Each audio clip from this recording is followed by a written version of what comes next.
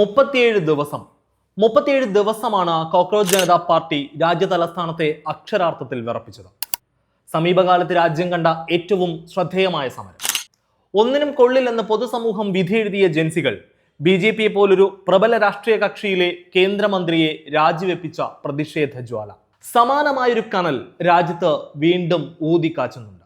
E20 Janata party എന്ന പേരിൽ social മീഡിയയിൽ പുതിയ അക്കൗണ്ട് പ്രത്യക്ഷപ്പെട്ടിട്ടുണ്ട്. 100% ശുദ്ധമായ പെട്രോൾ വാങ്ങാനുള്ള ഓരോ പൗരന്റെയും അവകാശത്തിനായി പോരാടുന്നു. അവരവരുടെ ഇന്ധന ടാങ്കുകളിലേക്ക് എന്ത് പോകണമെന്ന് ഉപഭോക്താക്കൾ തീരുമാനിക്കട്ടെ. ഇതാണ് എക്സ് അക്കൗണ്ടിന്റെ ബയോയിൽ പറയുന്നത്. ശുദ്ധമായ പെട്രോൾ ലഭ്യമാക്കണമെന്നാണ് ഇവർ കേന്ദ്ര സർക്കാരിനോട് ആവശ്യപ്പെടുന്നത്.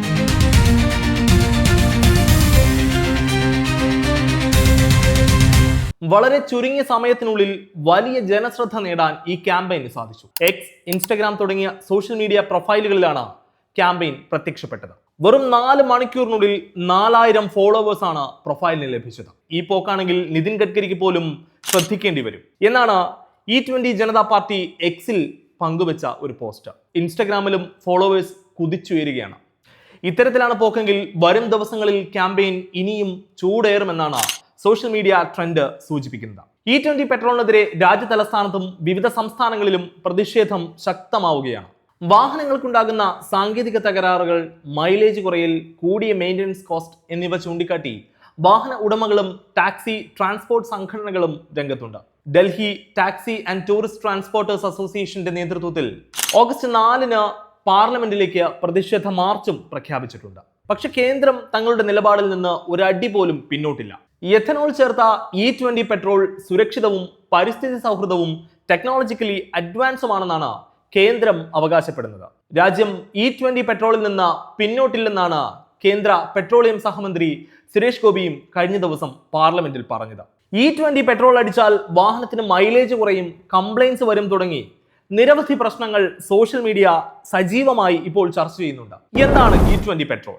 E20 പെട്രോൾ അടിച്ചാൽ വാഹനം തകരാറിലാകുമോ? നമുക്ക് പരിശോധിക്കാം. ആദ്യം എന്താണ് E20 പെട്രോൾ എന്ന് നോക്കാം. പേര് സൂചിപ്പിക്കുന്ന പോലെ തന്നെ 20% എഥനോൾ കലർത്തിയ പെട്രോൾ ആണ് E20 പെട്രോൾ. ഇത് ബേസിക്കലി ആൽക്കഹോൾ തന്നെയാണ്. ഏതാണ്ട് പെട്രോളിനോളം തന്നെ ബേണിംഗ് കപ്പാസിറ്റി ഉള്ള ഇന്ധനം. പിന്നെ എന്താണ് കുഴപ്പം? പറയാം. ആദ്യം ഇതിന്റെ പോസിറ്റീവ് സൈഡായി അവകാശപ്പെടുന്ന കാര്യങ്ങൾ എന്തൊക്കെയാണെന്ന് നോക്കാം. 1. പരിസ്ഥിതി സൗഹൃദം. എഥനോൾ കലർത്തുമ്പോൾ താരതമ്യേന മലിനീകരണം കുറവായിരിക്കും എന്നാണ് പറയപ്പെടുന്നത്. രണ്ടാമതായി, പെട്രോൾ ഇറക്കുമതി കുറയ്ക്കാം. അതുവഴി രാജ്യത്തിന് കോടികളുടെ ലാഭമുണ്ടാക്കാം. 3. കരിമ്പ് കർഷകർക്കും നേട്ടമുണ്ടാകും. കാരണം എഥനോൾ ഉണ്ടാക്കുന്നത് പ്രധാനമായും കരിമ്പിൽ നിന്നാണ്. അതുകൊണ്ട് തന്നെ രാജ്യത്തെ കരിമ്പ് കർഷകർക്ക് E20 പെട്രോളിന്റെ ഉൽപാദനം സഹായകമാകും. ഇതൊക്കെ കേൾക്കുമ്പോൾ എല്ലാം നല്ലതിനാണല്ലോ എന്ന് തോന്നും. പക്ഷേ ഒന്ന് വിശദമായി നോക്കാം. യഥാർത്ഥത്തിൽ പ്രശ്നങ്ങൾ തുടങ്ങുന്നത് നിങ്ങളുടെ വാഹനത്തിന്റെ എഞ്ചിനിൽ നിന്നാണ്. എഥനോളിന് അന്തരീക്ഷത്തിൽ നിന്ന് ജലാംശം വലിച്ചെടുക്കുന്ന സ്വഭാവമുണ്ട്. അത് എങ്ങനെയാണ് വാഹനത്തെ തകരാറിലാക്കുക എന്നല്ലേ? പ്രശ്നം തുടങ്ങുന്നത് നിങ്ങൾ ഇന്ധനം സംഭരിക്കുന്ന പമ്പിൽ നിന്നുമാണ്. അന്തരീക്ഷത്തിൽ നിന്ന് വലിച്ചെടുക്കുന്ന ജലാംശം അടങ്ങിയ എഥനോൾ നിങ്ങളുടെ വാഹനത്തിന്റെ ഇന്ധന ടാങ്കിന്റെ ഏറ്റവും അടിയിലാണ് അടിയുന്നത്. ഇത് പിന്നീട് ടാങ്കിന് തുരുമ്പ്, കംപ്രഷൻ ചേംബറിലെ ക്രാക്ക് തുടങ്ങി പ്രശ്നങ്ങളുടെ ഘോഷയാത്രയ്ക്ക് വഴിവെക്കും. വാഹനത്തിന്റെ റബ്ബർ, പ്ലാസ്റ്റിക്, ഫൈബർ പാർട്സുകൾ ദ്രവിക്കാൻ തുടങ്ങും. കാര്യങ്ങൾ ഇവിടം കൊണ്ടൊന്നും തീരുന്നില്ല. പെട്രോളിനെ അപേക്ഷിച്ച് എഥനോൾ വാഹനത്തിന്റെ പവറും പെർഫോമൻസും കാര്യമായി തന്നെ കുറയ്ക്കും. E20 പെട്രോൾ നിലവിൽ വരുന്നതിന് മുൻപ് നിർമ്മിച്ച വാഹനങ്ങളാണ് നമ്മളിൽ ഭൂരിഭാഗം പേരും ഇപ്പോൾ ഉപയോഗിക്കുന്നത്. എന്നാൽ പിന്നെ നിലവിലെ E20 പെട്രോളിന് അനുയോജ്യമായ തരത്തിൽ വാഹനങ്ങൾ റീഡിസൈൻ ചെയ്താൽ പ്രശ്നങ്ങളെല്ലാം തീരുമെന്നാണോ നിങ്ങൾ വിചാരിക്കുന്നത്? അതിനാദ്യം നിങ്ങളുടെ വാഹനത്തിന്റെ പെട്രോൾ ടാങ്ക് മുതൽ ഫ്യൂവൽ ഹോസുകൾ, inlet manifold, compression chamber, throttle body തുടങ്ങി എഞ്ചിൻ സംബന്ധമായ സകലതും മാറ്റേണ്ടി വരും. ഇതിന് നിങ്ങളുടെ വാഹനത്തിന്റെ വിലയുടെ പകുതിയിലധികം ചിലവാക്കേണ്ടതായും വരും. ചുരുക്കത്തിൽ വാഹനത്തിന്റെ ബോഡി ഷെൽ ഒഴിച്ച് സകലതും മാറ്റണം. കാര്യങ്ങൾ ഇവിടം കൊണ്ടും തീർന്നില്ല. ഈ E20 പെട്രോൾ അടിച്ച് നിങ്ങളുടെ വാഹനത്തിന് എന്തെങ്കിലും തകരാർ സംഭവിച്ചാൽ ഇൻഷുറൻസ് കമ്പനി 5 പൈസ തരില്ല. തെറ്റായ ഇന്ധനം നിറച്ച് വാഹനത്തിന് എന്തെങ്കിലും തകരാറുകൾ സംഭവിച്ചാൽ ക്ലെയിം നൽകാൻ സാധിക്കില്ലെന്ന് ആദ്യമേ തന്നെ അവരുടെ മാനുവലിൽ പറഞ്ഞിട്ടുണ്ടാകും.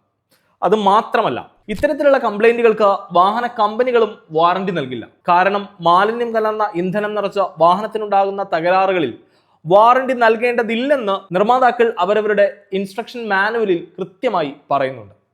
ഇത്രയൊക്കെ കഷ്ടപ്പെട്ട് കയ്യിലുള്ള പൈസ മുടക്കി വാങ്ങുന്ന വാഹനങ്ങളിൽ E20 പെട്രോൾ അടിച്ച് തകരാറിലാക്കുന്നത് രാജ്യത്തെ കരിമ്പ് കർഷകരെ സംരക്ഷിക്കാനാണെന്നാണ് കേന്ദ്രം അവകാശപ്പെടുന്നത്. അതിന്റെ യാഥാർത്ഥ്യം ഒന്ന് നോക്കാം. E20 പെട്രോൾ ഇന്ത്യയിൽ ലിറ്ററിന് 50 രൂപയ്ക്ക് കിട്ടുമെന്ന് നമ്മളോട് ആദ്യം പറഞ്ഞത് കേന്ദ്രമന്ത്രി നിതിൻ ഗഡ്കരിയാണ്. അതിന്റെ സത്യാവസ്ഥ ഞാൻ പറയാതെ തന്നെ നിങ്ങൾക്ക് അറിയാമല്ലോ. ഇനി ഈ പെട്രോളിൽ കലർത്താനുള്ള കരിമ്പ് നൽകുന്ന കർഷകർ ആരാണെന്ന് അറിയണ്ടേ? കരിമ്പിൽ നിന്ന് എഥനോൾ ഉൽപ്പാദിപ്പിക്കുന്ന ആദ്യ ഫാക്ടറി അങ്ങ് മഹാരാഷ്ട്രയിലാണ്, പൂർത്തി ഗ്രൂപ്പ്. ഇതിന്റെ സ്ഥാപകൻ ആരാണെന്ന് കേൾക്കണോ? സാക്ഷാൽ നിതിൻ ഗഡ്കരി. ഇന്ത്യയിൽ BJP അധികാരത്തിൽ വന്ന് വെറും 1 മാസത്തിനുള്ളിൽ പൂർത്തി ഗ്രൂപ്പ് എഥനോൾ മേക്കിംഗ് ഫാക്ടറി തുടങ്ങി. അക്കാലത്താണ് രാജ്യം 5% എഥനോളിൽ നിന്ന് 10% എഥനോളിലേക്ക് മാറിയത്. പിന്നീട് പൂർത്തി ഗ്രൂപ്പിന് കീഴിൽ 2 പുതിയ കമ്പനികൾ കൂടി തുടങ്ങി. മാനസ് അഗ്രോ ഇൻഡസ്ട്രീസ്, സിയാൻ അഗ്രോ ഇൻഡസ്ട്രീസ്. ഇത് രണ്ടിന്റെയും തലപ്പത്ത് നിതിൻ ഗഡ്കരിയുടെ മക്കളാണ്, സാരൻ ഗഡ്കരിയും നിഖിൽ ഗഡ്കരിയും. ഇപ്പോൾ കാര്യങ്ങളുടെ ഒരു കിടപ്പുവശം ഏകദേശം എല്ലാവർക്കും മനസ്സിലായല്ലോ. E20 പെട്രോൾ അടിക്കുന്നതിലൂടെ 6% ഇന്ധനക്ഷമത കുറയുമെന്നാണ് കണക്കുകൾ തന്നെ പറയുന്നത്. 1 ലിറ്റർ പെട്രോളിനാണ് നമ്മൾ പണം കൊടുക്കുന്നത്, അല്ലാതെ 80 മില്ലി ലിറ്ററിനല്ല. പക്ഷേ നിർഭാഗ്യവശാൽ E20 അല്ലാതെ മറ്റൊരു ഓപ്ഷനും ഇപ്പോൾ രാജ്യത്തില്ല എന്നുള്ളതാണ് പേടിപ്പെടുത്തുന്നത്.